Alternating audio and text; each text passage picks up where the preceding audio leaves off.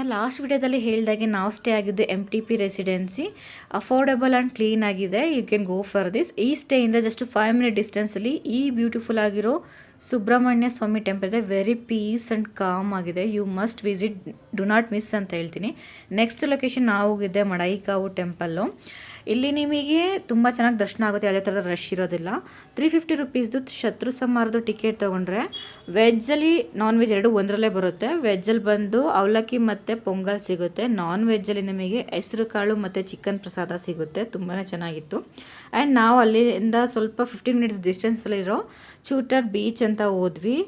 ಅಲ್ಲಿ ಸ್ವಲ್ಪ ಶೆಲ್ಸ್ನ ಕಲೆಕ್ಟ್ ಮಾಡ್ಕೊಂಡು, ಯಾಕಂದರೆ ಈ ಬೀಚಲ್ಲಿ ನಿಮಗೆ ಶೆಲ್ಸ್ ಕಲೆಕ್ಟ್ ಮಾಡ್ಕೊಂಡು ಎಫರ್ಟೇ ಪಡೋದು ಬೇಡ. ಅಲೆಗಳಲ್ಲೇ ತುಂಬ ಶೆಲ್ಸ್ ಬರುತ್ತೆ. I'm a beach person, but this is the first scariest beach ಅಂತ ಹೇಳ್ಬೋದು. ಅಲೆಗಳು ಎಷ್ಟು ಜೋರಾಗಿ ಬಂದು ಹೊಡೆಯುತ್ತೆ ಅಂದರೆ ಆ ಸೌಂಡಿಗೆ ನೀವು ಎದುರುಕೊಳ್ತೀರಾ. ಕೇರಳದಲ್ಲಿ ಮಳೆ ಕೂಡ ಸ್ಟಾರ್ಟ್ ಆಗಿತ್ತು. ಒಂದು ವಾಕ್ ಹೋಗಿ ನಮ್ಮ ಡೇನ ಎಂಡ್ ಮಾಡಿದ್ವಿ.